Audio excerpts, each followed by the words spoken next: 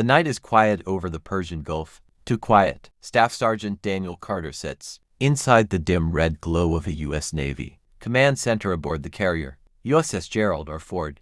The ship cuts through black water like a blade, its massive deck humming with restrained power. Jets wait in perfect rows above him, silent predators under floodlights. It is March 2026. For months, the world has watched tensions rise between the United States and Iran. All tankers seized, drones shot down, warships shadowing each other in narrow waters. Diplomats speak carefully on television, but sailors like Carter know the truth. Wars rarely announce themselves. They simply begin. Carter adjusts his headset as radar screens sweep the skies. Lines of green light rotate slowly across the display. Every blip could mean something. A civilian plane, a weather anomaly, or a missile. Any movement from Bandar Abbas? Carter asks quietly. The young radar technician beside him shakes his head. Negative. Still dark. Outside, the carrier battle group moves in formation.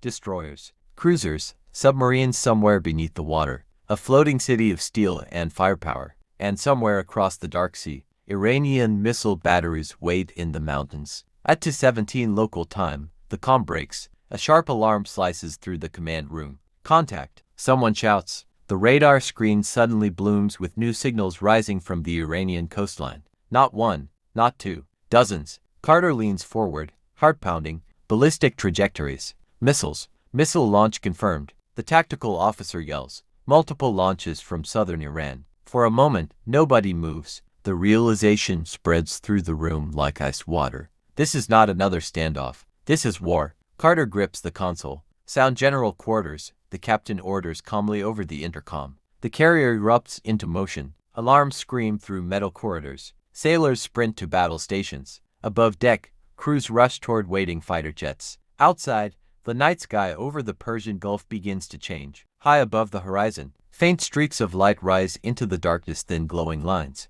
Climbing toward space, Iranian ballistic missiles. And they are headed straight for the fleet. Carter whispers under his breath. God, it's happening. The first interceptor. Missiles launch from the escorting. Destroyers with thunderous flashes. Climbing fast to meet the incoming warheads. Two storms now race toward each other in the sky. One to destroy, one to stop it. Carter watches the radar as the two collide past thousands of meters above the sea, and then suddenly, a new contact appears. Low, fast, heading directly for the carrier. Not a missile. Something else. Something worse.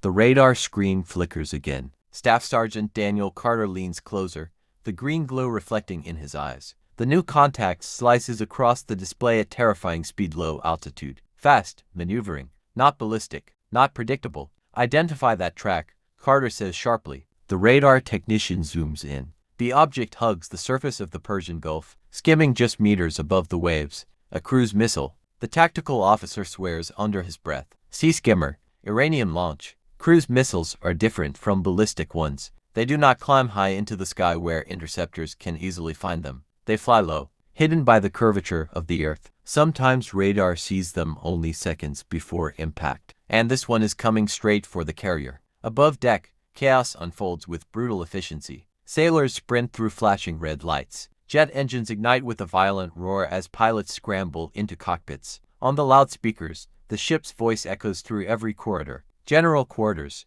general quarters, all hands man your battle stations. Carter feels the entire carrier vibrate beneath his boots as defensive systems. Power up, range, he asked. 30 miles. Closing fast. Too fast. Outside, escort ships in the strike group unleash interceptors. At the ballistic missiles climbing through the upper atmosphere. High above the Persian Gulf, explosions bloom like silent stars as warheads are destroyed. But the sea-skimming missile remains. It slips under the radar umbrella. CIWS ready, a weapons operator announces. The Phalanx close-in weapon system. A 6-barrel Gatling gun, designed for one purpose: destroy incoming missiles at the last possible second. Carter exhales slowly. If the interceptors miss, the carrier has only one last line of defense. 25 miles. 20. The radar beeps grow faster. Contact locked, the operator says. Carter imagines the missile racing across the dark water, metal wings, cutting through salt air.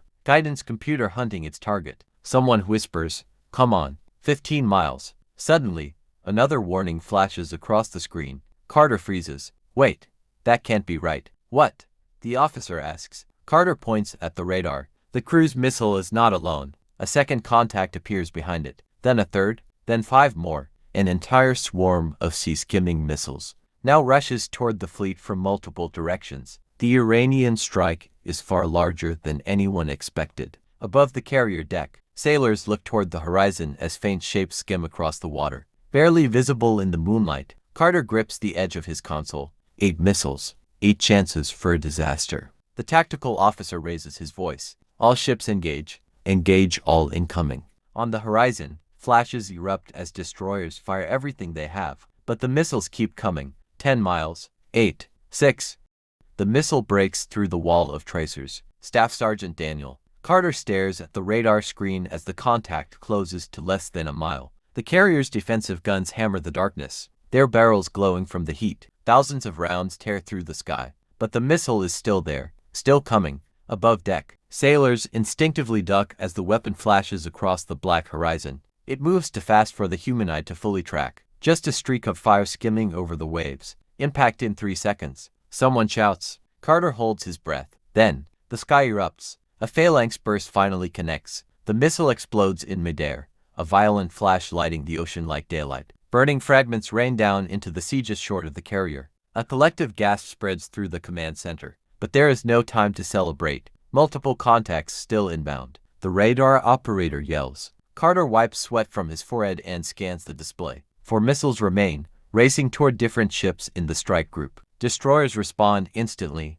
Guided interceptors streak upward from the decks of the escort ships, leaving twisting trails of white smoke across the sky. One missile disappears in a fireball high above the water. Another slips through. Moments later, a distant orange flash blooms on the horizon. Carter feels his stomach drop. Ship hit, someone whispers. The tactical officer listens to his headset. Destroyer reports damage, but still operational. No cheering follows. Everyone knows how close that was. Outside, the Persian Gulf has transformed into a battlefield. Missile intercepts explode overhead. Radar beams sweep the sky. Fighter jets scream down the carrier's catapults, their afterburners blazing like twin suns in the night. The war has begun in full. Carter steps away from the console for a moment, trying to steady his breathing. Only minutes ago, the world had still been at peace. Now U.S. aircraft are launching combat sorties toward Iranian airspace. Some of those pilots will not come back. A young sailor beside him mutters quietly, almost to himself. My brother's stationed in Kuwait. Carter says nothing,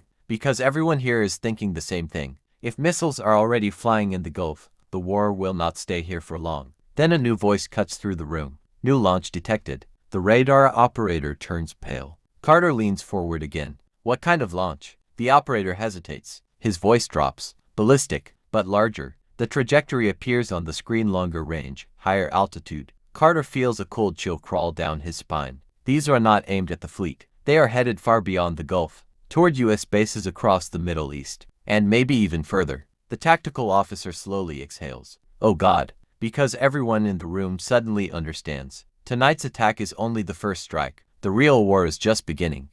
The command center falls silent for a moment. Staff Sergeant Daniel Carter watches the new radar track rise slowly across the screen. The arc climbs higher than the earlier missiles, far higher. Ballistic, long range, the kind used to strike air bases hundreds of miles away. Trajectory confirmed, the radar operator says quietly. Target heading northwest. Carter already knows what that means. Kuwait, Qatar, Bahrain. Every major American base in the region suddenly sits inside that glowing arc. The tactical officer speaks into his headset. Forward warning to all regional commands. Iranian ballistic launches confirmed. Outside, the carrier group continues its desperate defense. 2 remaining cruise missiles are still racing across the water toward other ships. A destroyer to the east unleashes a storm of interceptor fire. Moments later, a flash erupts across the horizon. 1 more missile destroyed. The last one vanishes beneath radar coverage. No one is sure where it went. Above deck, fighter jets thunder into the sky one after another.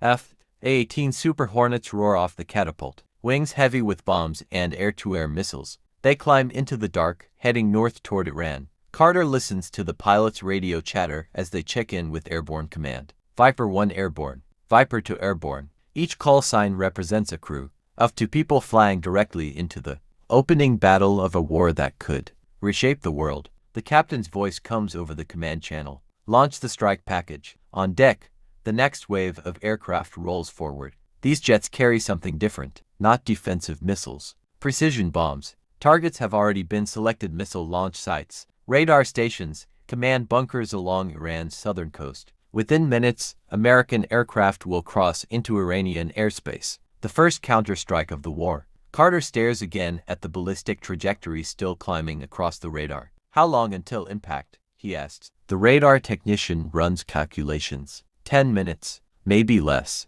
10 minutes until American bases across the Middle East are hit. Some of those bases has thousands of troops, air crews, mechanics, medical staff. Many of them are probably still asleep. The tactical officer mutters quietly, "They won't have enough time." Carter imagines soldiers scrambling for bunkers as sirens scream across desert airfields. He clenches his jaw. War moves faster than anyone expects. Suddenly another radar alarm blares. Everyone turns at once. New contacts. The operator shouts. Carter looks down at the screen. This time the signals are not missiles. They are aircraft. Multiple groups lifting off from Iranian airfields. Fighters. Dozens of them. The officer beside Carter whispers what everyone is thinking. They're launching their air force, which means the American strike jets flying toward Iran are about to meet them halfway. And the first air battle of the war is about to begin.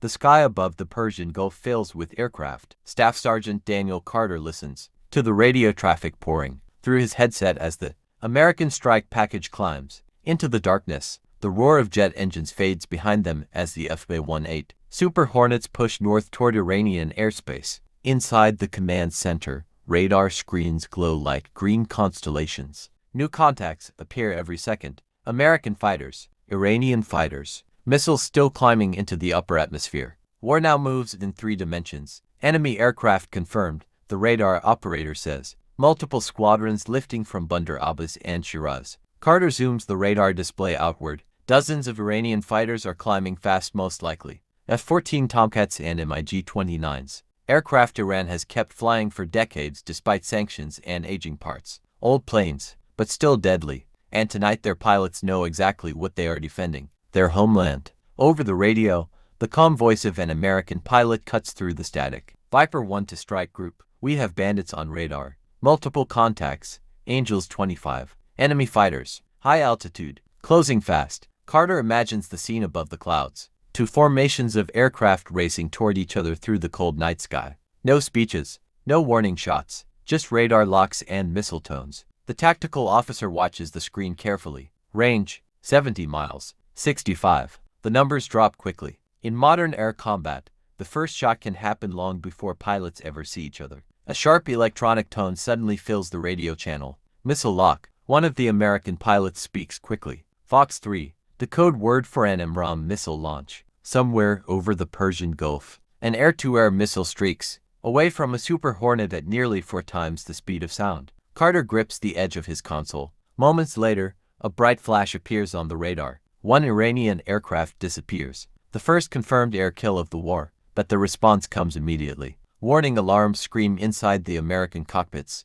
Missile, missile, break right. Iranian fighters have fired back. High above the clouds, invisible weapons now race toward American jets. Carter listens as the radio fills with tense voices. Pilots pulling violent turns. Chaff and flares exploding behind them. Missiles slicing through empty air. Then suddenly, another voice breaks through. Panicked, Viper 3 hit. I'm hit. Carter freezes. The pilot's breathing is heavy over the radio. Engine fire. Controls failing. For a moment, nobody speaks. Then the pilot says quietly, I'm ejecting. Somewhere over the dark waters between Iran and the carrier fleet, an American fighter spirals toward the ocean, and a pilot falls through the night sky beneath a parachute, alone, in the middle of a war that has only just begun.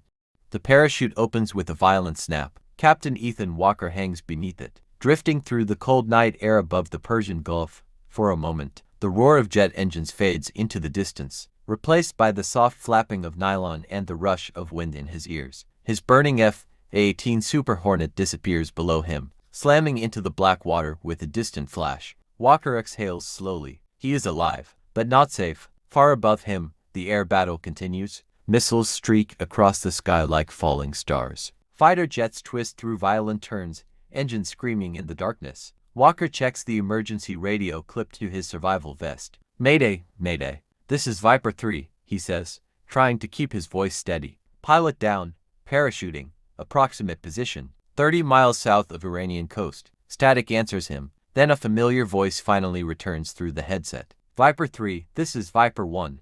We copy your signal. Walker recognizes the voice instantly. Commander Jake Morrison, the squadron leader. Relief floods through him. Hold tight, Ethan, Morrison continues. We are marking your location. Walker glances down.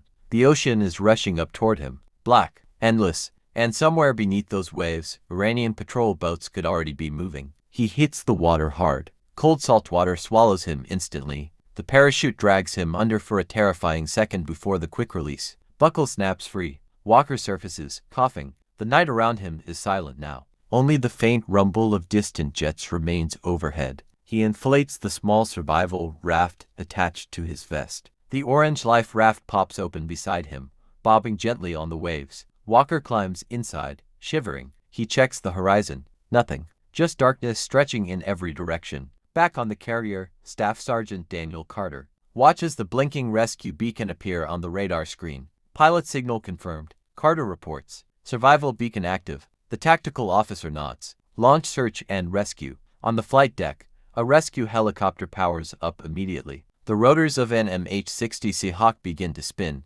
whipping salty air across the deck. But the mission will not be simple, because another radar contact suddenly appears. Small, fast, heading directly toward Walker's position. Carter zooms in on the signal. His heart sinks. Iranian patrol boats, he says quietly. 3 of them. They are closer to the downed pilot than the American helicopter. And they are moving fast. Out in the darkness, Captain Walker sits alone in his small raft, floating on hostile waters. He stares at the distant Iranian coastline barely visible against the horizon. Then he hears something, a low mechanical rumble. Engines. Approaching.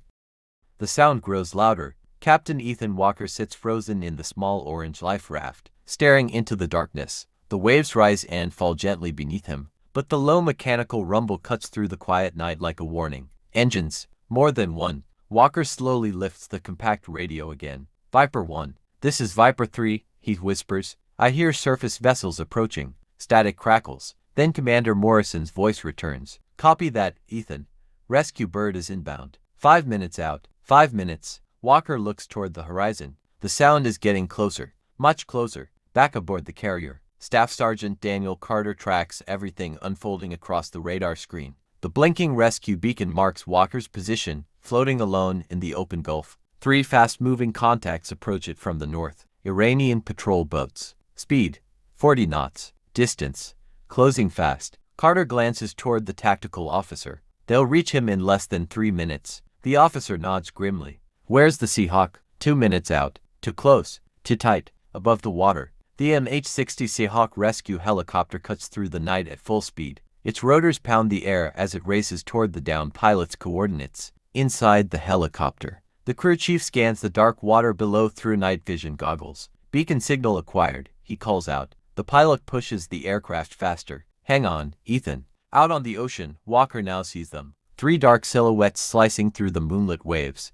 Iranian patrol boats. Their engines roar across the water as they close in. Walker feels his pulse hammering in his chest. If they reach him first, he will not be rescued. He will be captured. And captured pilots in wartime become something else entirely. Prisoners. Propaganda. Bargaining chips. Walker grips the small flare gun in his survival kit. His last signal. Suddenly, a distant thumping sound echoes across the night sky. Helicopter rotors. Walker looks up. A faint shape emerges from the darkness above the water. The Seahawk. Relief surges through him, but the patrol boats see it too. Bright searchlights suddenly ignite from the Iranian vessels, sweeping across the ocean. One beam locks directly onto Walker's raft. Another locks onto the approaching helicopter. The Seahawk pilot swears over the radio. They've got guns. On the patrol boats, heavy machine guns begin to rotate toward the sky. Tracer rounds erupt into the darkness. Bright red streaks tear upward toward the helicopter. Inside the Seahawk,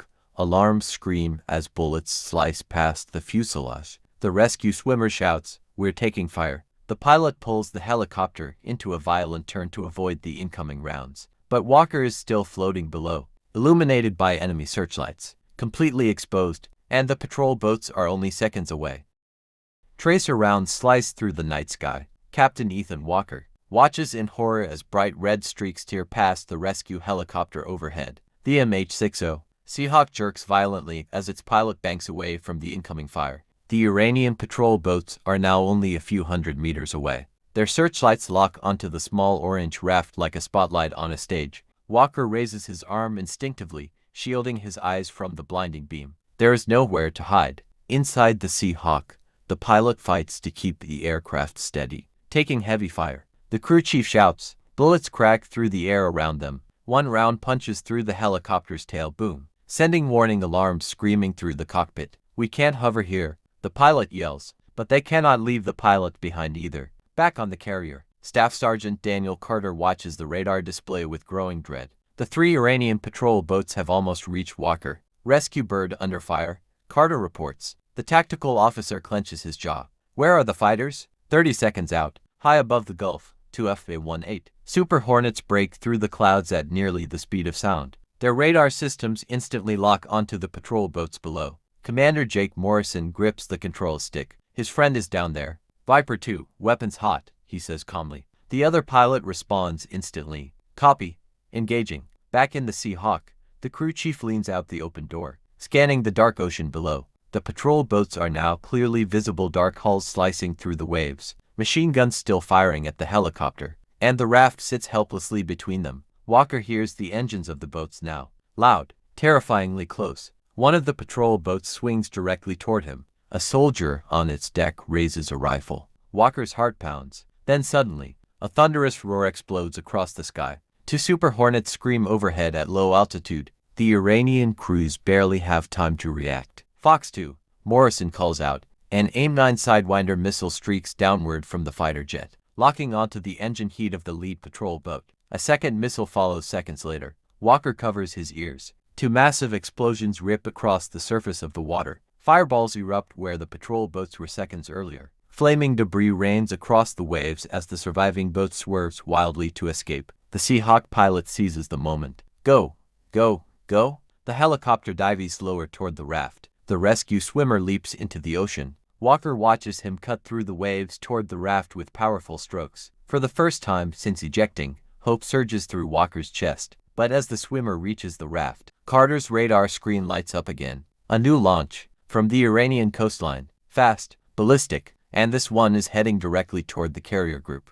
The rescue swimmer grabs the side of the raft. Captain Ethan Walker feels strong hands grip his vest. You're good, sir. I've got you. The swimmer shouts over the roar of helicopter rotors. Walker nods, still stunned, as the man clips a harness onto his survival vest. Above them, the MH-60 Seahawk hovers low, its spotlight cutting a bright cone across the dark water. The winch cable drops. The swimmer hooks Walker in first. Hold tight. The cable tightens, lifting Walker slowly from the raft. Cold water drips from his boots as he rises toward the open helicopter door. For a moment he looks down. Burning debris from the destroyed patrol boats floats across the waves, orange flames flickering in the night. The surviving Iranian boat is already fleeing into the darkness. Walker disappears into the Seahawk cabin. Crew members pull him inside and slam the door shut. Pilot recovered. The crew chief shouts. Below, the rescue swimmer hooks himself onto the cable. The Seahawk begins pulling away, climbing into the dark sky. But hundreds of miles away, the war is spreading faster than anyone expected. Back aboard the carrier, Staff Sergeant Daniel Carter stares at the radar display. The new missile launch climbs rapidly from the Iranian coast. Different trajectory, higher altitude, longer range. His voice tightens. Ballistic missile still ascending, heading southwest. The tactical officer leans over the screen. Target. The radar computer processes the flight path. Carter already feels the answer forming in his stomach. The projected line stretches far across the Middle East, farther than the earlier strikes, much farther. The computer finally marks the predicted impact zone. A red circle flashes on the screen. Silence spreads across the command center, because the missile is not heading toward the fleet, not toward Kuwait, not toward Qatar. It is aimed at Israel. The officer beside Carter whispers slowly, "They're expanding the war. If Israel is struck, retaliation will follow. And if Israel enters the conflict, other nations will be pulled in.